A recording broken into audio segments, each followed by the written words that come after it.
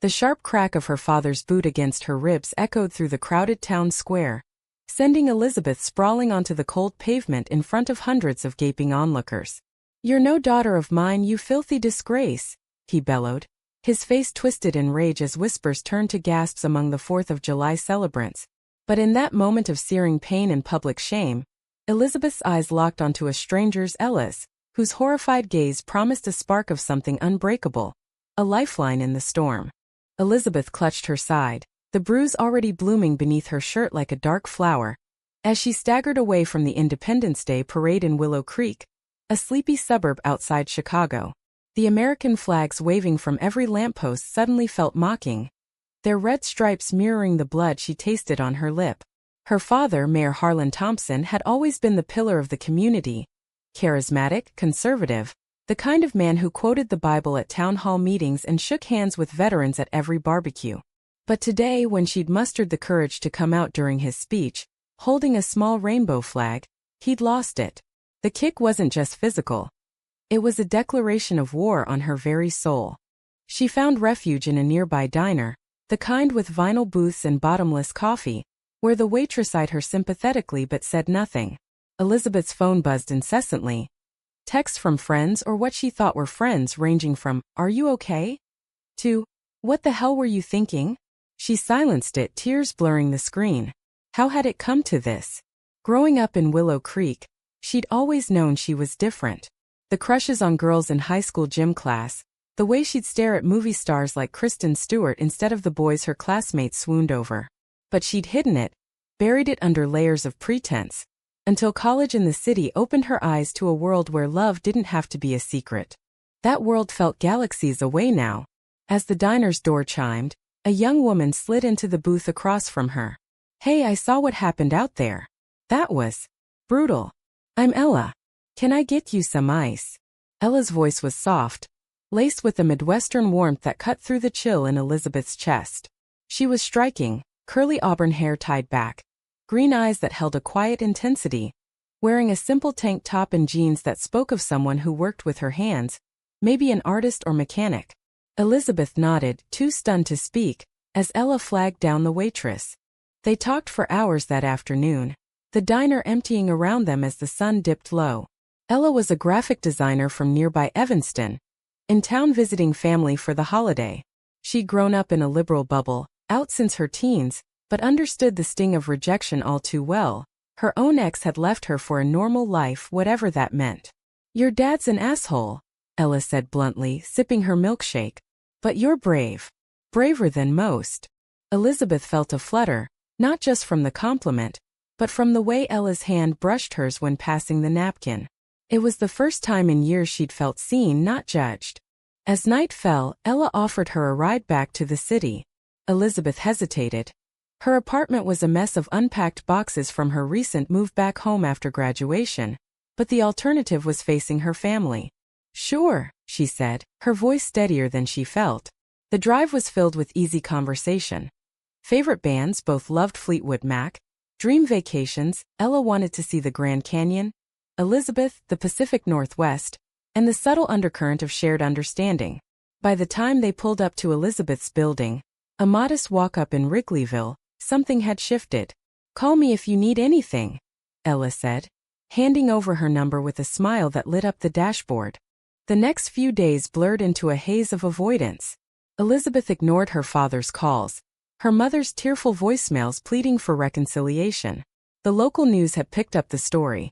Mayor's daughter comes out in dramatic fashion, turning her humiliation into clickbait. She threw herself into job applications, aiming for marketing gigs in Chicago to escape Willow Creek for good. But Ella's texts kept her grounded. Funny memes, check-ins, invitations to coffee. Their first real date was at a rooftop bar overlooking Lake Michigan, where the city lights danced on the water like fireflies. Ella leaned in close, her laughter infectious. "You know, that day in the square? I wasn't just passing by. I was there because I believe in fighting for what's right. And you fought." Their kiss that night was tentative, sweet, under the stars.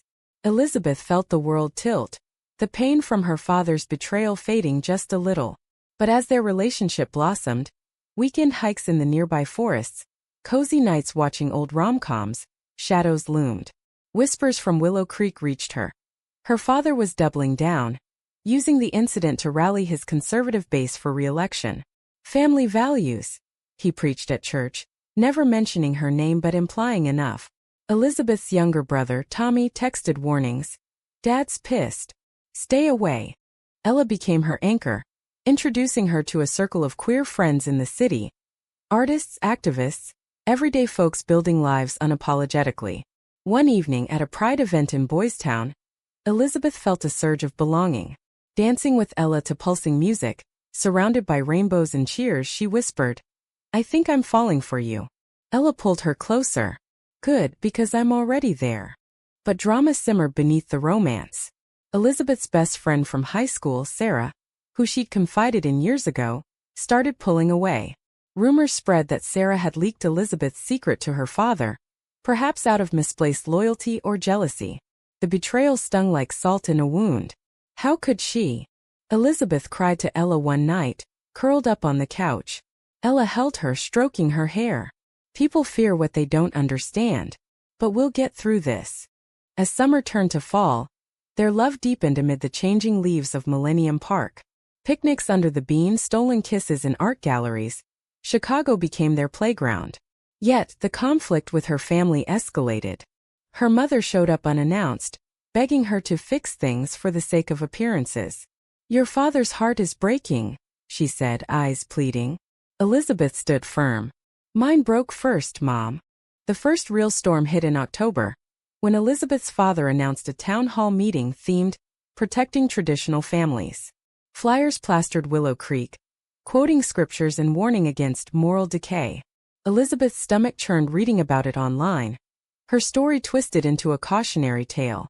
Ella suggested they attend, to confront it head-on. "We don't have to hide," she said, her voice fierce. Elizabeth agreed, nerves jangling like keys in her pocket.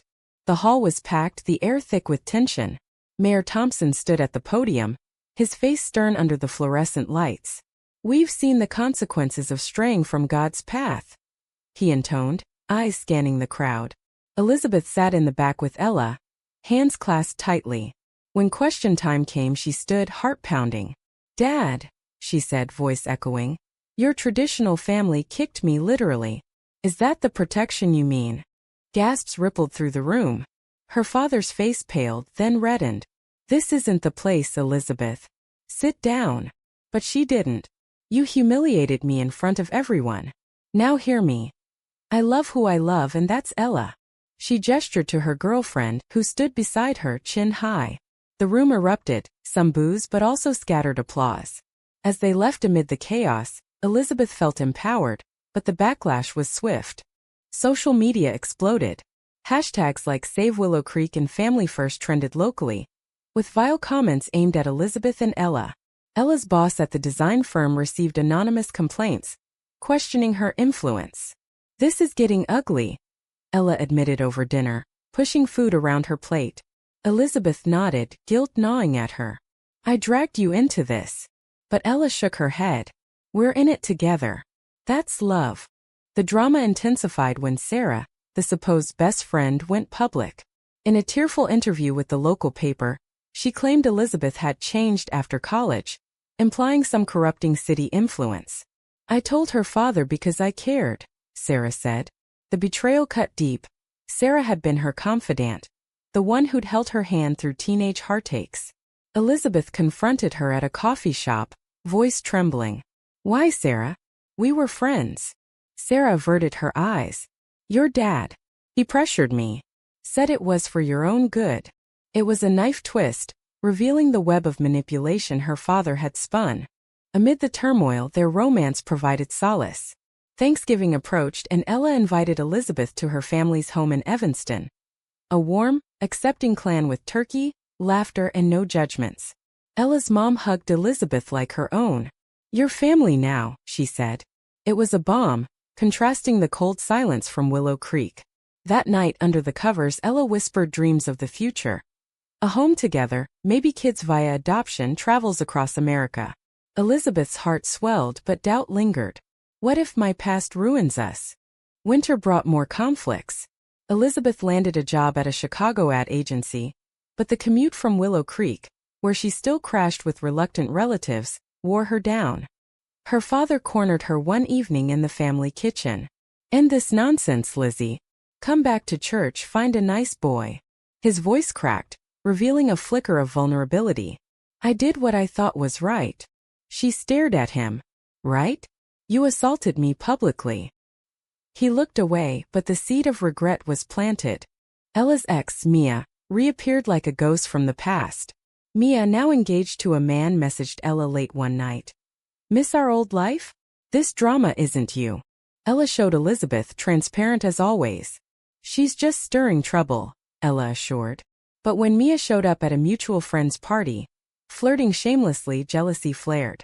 "You two looked good together," Mia purred. Elizabeth stormed out, tears freezing on her cheeks in the Chicago wind. Ella followed, pulling her into an embrace. "You're my everything, Liz.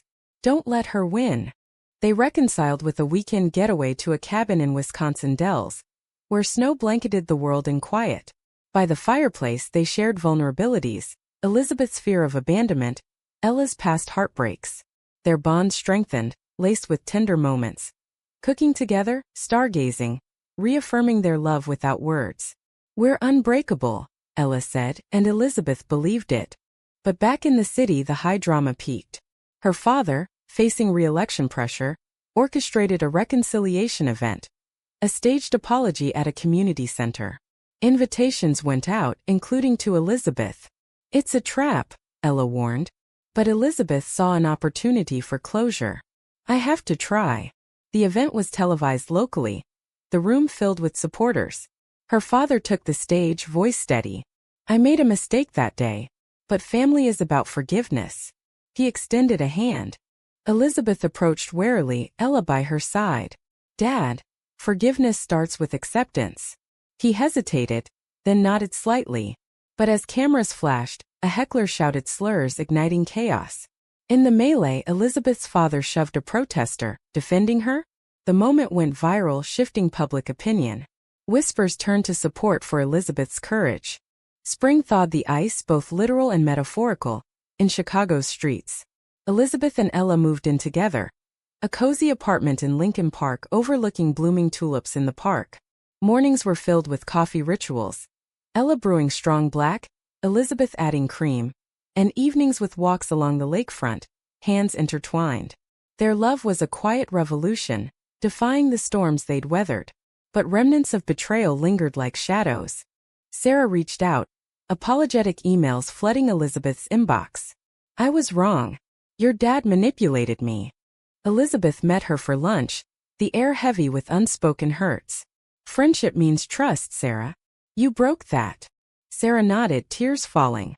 "Can we rebuild?" Elizabeth paused, heart softening. "Maybe. In time." It was a step toward healing, but scars remained. Her father's campaign faltered. The viral video of him defending her, albeit accidentally, alienated his base, while progressives hailed it as growth. He lost the primary, retreating into quiet defeat. One rainy afternoon, he showed up at their apartment unannounced. Ella opened the door, stance protective. "What do you want?" He looked smaller, rain-soaked. "To talk to my daughter." Elizabeth let him in, the tension palpable. "Why now, Dad?"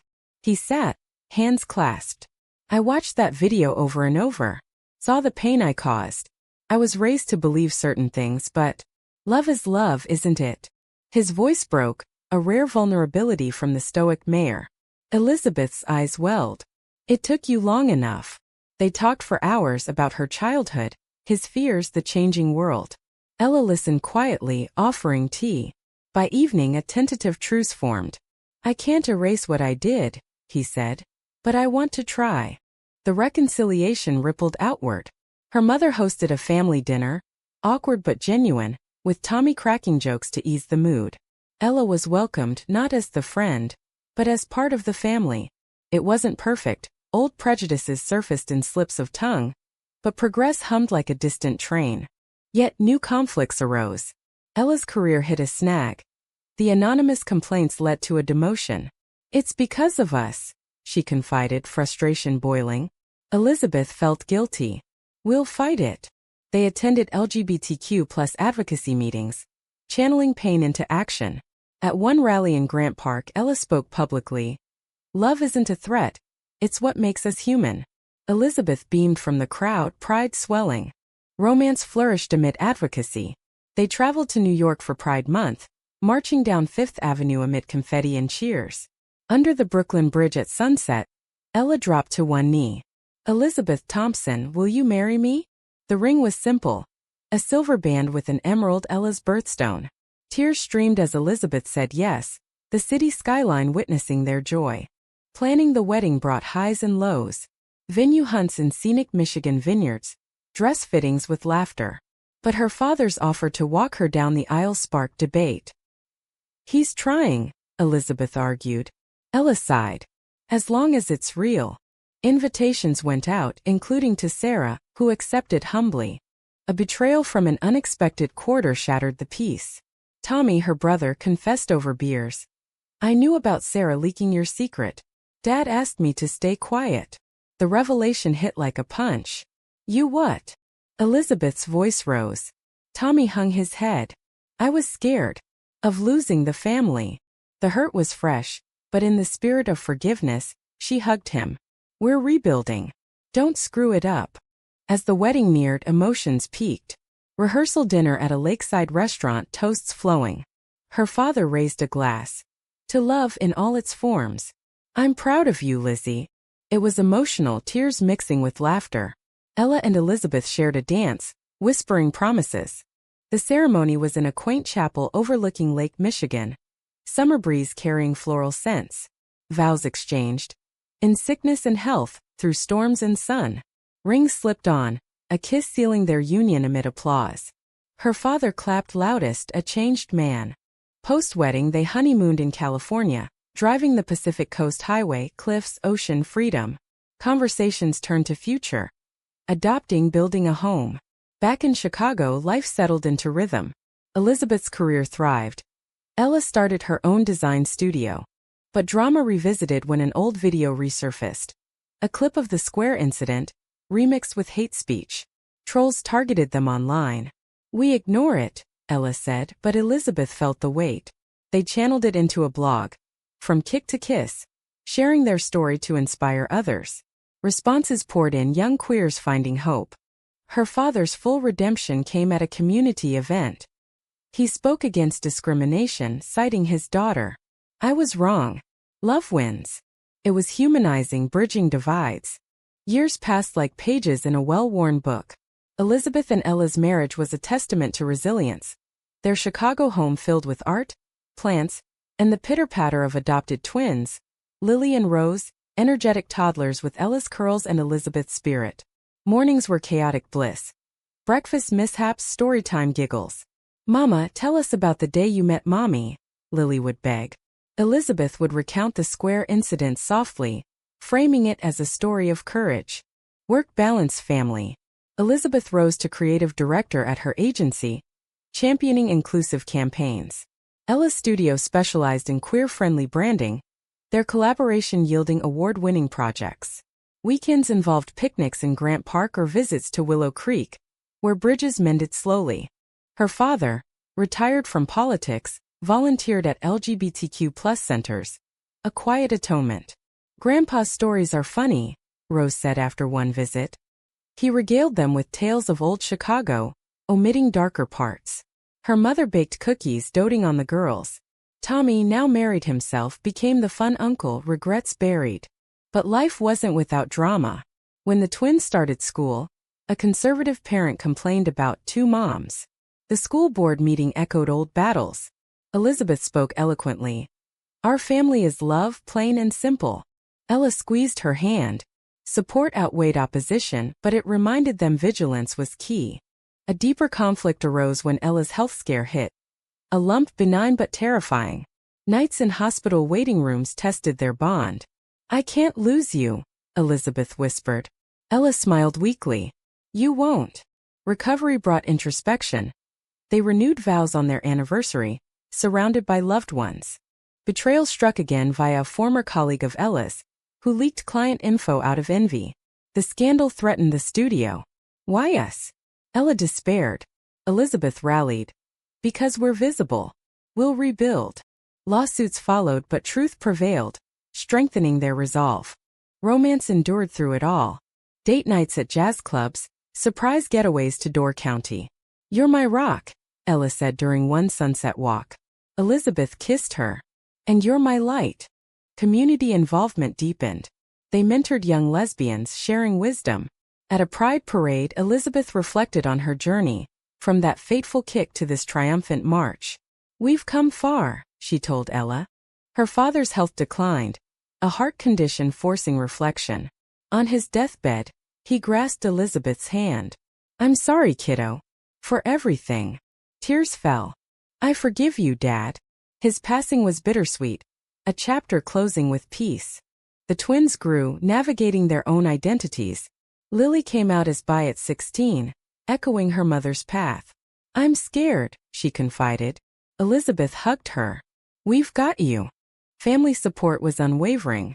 A high-stakes drama unfolded when a national news outlet featured their story. From public humiliation to family triumph. Interviews brought fame and backlash.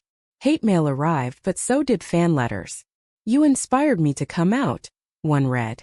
Ella and Elizabeth co-authored a book, Backfire of the Heart, detailing their saga.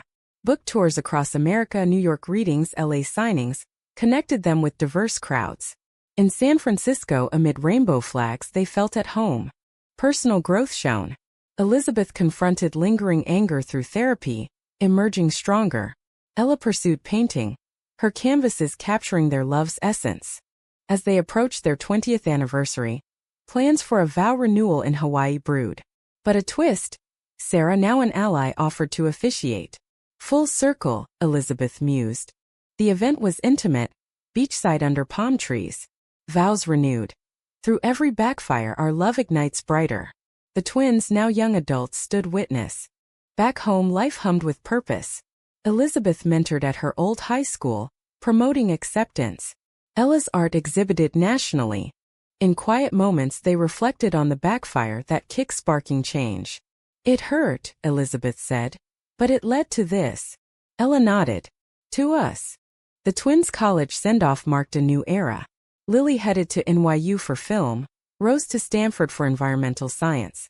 The empty nest echoed, but Elizabeth and Ella filled it with travel, road trips across Route 66, tracing America's heartland.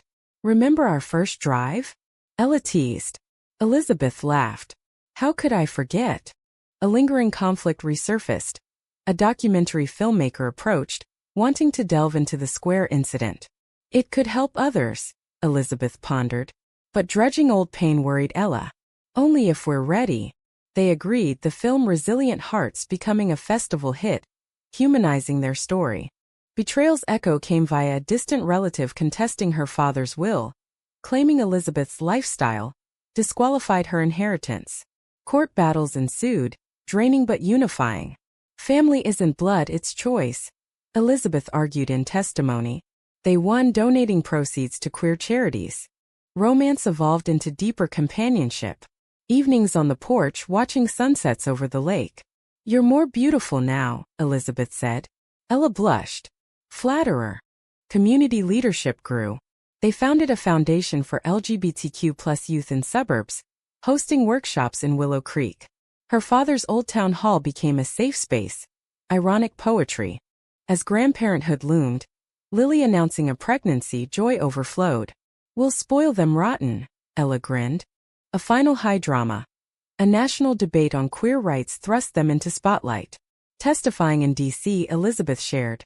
My father's kick was meant to break me. Instead, it built resilience. Applause thundered. The story's arc closed humanely. In their garden under stars, Elizabeth and Ella sat hand in hand. From that day to now, worth every tear, Elizabeth whispered. Ella kissed her. And every laugh. Their legacy. A world slightly kinder. Loves like theirs blooming freely. The backfire? Not destruction but transformation. A testament to love's enduring power. In Willow Creek, a plaque commemorated the square, site of change, where humiliation sparked humanity. Tourists visit it inspired. Elizabeth and Ella, graying but vibrant, mentored the next generation. Fight for your truth, they advised. As twilight fell on their lives, contentment reigned. No fairy tale perfection but real hard-won happiness. The kick that aimed to shatter had forged unbreakable bonds. And in that, the ultimate backfire. Prejudice yielding to love.